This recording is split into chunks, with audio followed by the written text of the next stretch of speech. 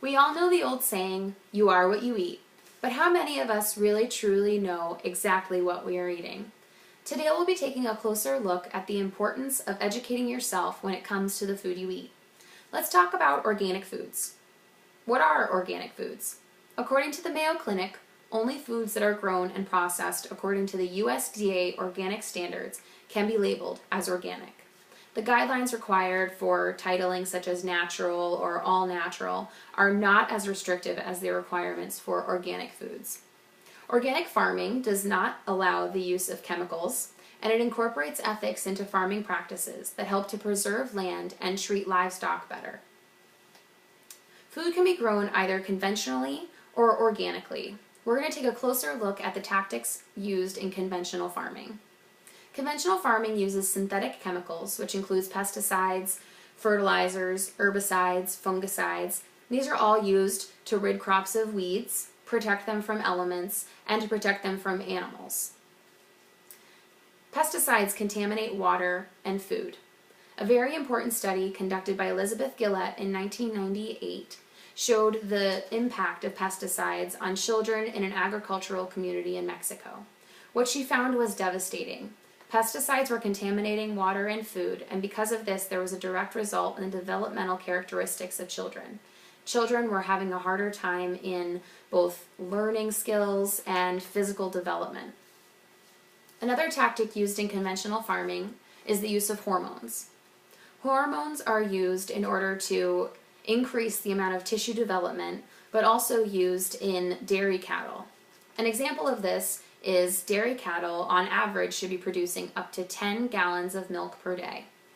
When the use of hormones has been implemented, cows will produce up to 120 gallons of milk per day. That is 12 times the normal amount a cow should be producing a day.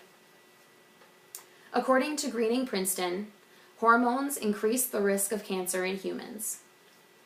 It has also been shown that there is an earlier onset of puberty in individuals who are consuming these hormones. Antibiotics are also something that is used in conventional farming. Antibiotics are used to treat and prevent infections within the livestock. Livestock these days are treated very poorly.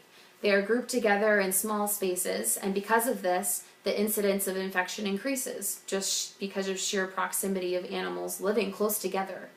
Because of this, antibiotics are being used more and more frequently. The use of antibiotics and the frequency has created bacteria that is resistant to antibiotics. So, the more we use the medicine, the worse the infection is over time. And the scariest part about this for the animals and for humans is that humans use these antibiotics as well to fight off infections. There are benefits to eating organic, and we're going to go over a few of them. Surveys show around the world, around the country, that organic food just tastes better. Simple as that. They're more abundant in flavor and aroma. The size of organic food is smaller because that's how they should naturally be occurring. And because of just how wonderful organic food tastes, restaurants are really starting to implement something called farm to table. Farm to table is when a restaurant makes a connection with a local farmer or more that provides them with all the food that they'll be preparing and giving to restaurant goers. It's a really interesting new way to own a restaurant and try to get fresh ingredients, but also ingredients that aren't being susceptible to hormones and antibiotics, nor are they being sprayed with pesticides. Another really wonderful benefit of eating organic is that the preservation of the environment that's present because of it. Pesticides are so harmful to environments and our animals. Today we use 700 million pounds of pesticides. According to the EPA, that is double the amount we used 30 years ago. Another wonderful benefit of organic food is the nutritional value of organic food. When compared to normal produce that is used from conventional farming, the amount of nutrition in organic food is so very much higher. Looking at this chart, we can see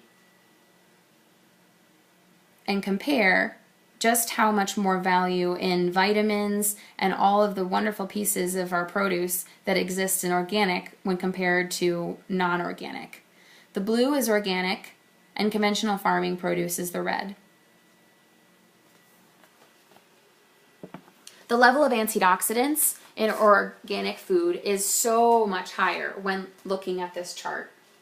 Antioxidants play a vital role in cancer prevention, something that we're all becoming very aware of these days. We're only really beginning to see some of the effects of conventional farming. In the last 10 to 15 years, there's been a wider array of information becoming available about the importance of, knowing your farmer and eating organic. And it's only becoming more and more vital as we develop as a society. When comparing ourselves to other countries, we really start to look at how far behind the United States is in the food industry. For example, the most heavily used pesticide in the United States is a pesticide called atrazine. Atrazine was outlawed in all of Europe, in 2003 because of its harmful effects. Here we are 11, 12 years later, and we're still using this pesticide that has been outlawed in an entire continent. A really large difference between the United States and Europe as far as food production is that Europe implements something called the precautionary principle. The precautionary principle is founded on the idea that even if someone has an inkling that a product or food has negative health effects on the community, it is the job of the European government and the countries within to take that product off the shelves of supermarkets and quickly analyze it. In the United States, we do not have that. If something is said to be perhaps not good for the community, the United States requires a long process of proving that it's not good for the people. Whereas Europe, if something sounds like it might not be good, they're going to take it away immediately. But in the United States, we have to prove over perhaps the course of 5 to 10 years that something is not healthy for our communities and societies in general. Another example of how the United States differs from other countries is in the UK, yellow number 5, which is a chemical additive that changes the color of different products, has been illegal in the UK for several years now. Yellow 5 can be found in drinks like Mountain Dew. According to the FDA, yellow number 5 exacerbates characteristics of attention deficit disorder. So why are people buying organic? Why is it that we live in a country where the food that will keep our society alive longer is more expensive? And what can we do about it? It's expensive. Organic food is so very expensive. The things that make us feel the best, for some reason, we have to spend so much money and we can't afford it. So I have some helpful hints as far as how to buy organic and how not to. And because there are specific foods that carry more pesticides versus others, there are some ways of cheating the system. Foods that are lower in pesticides include onions, avocados, sweet corn, sweet peas, asparagus, kiwi, cabbage, among others.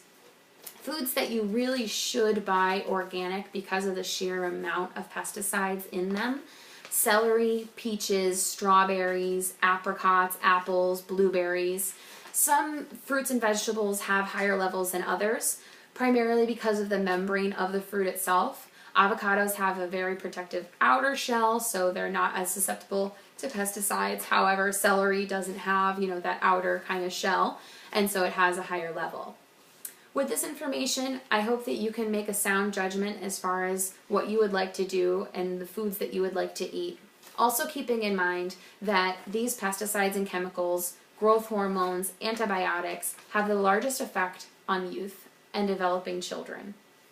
Keeping these things in mind, we can only become more knowledgeable of the foods we eat. So I charge you to do the same. Educate yourself in what you're bringing home to your family and what you're feeding yourself. Thank you so much for listening.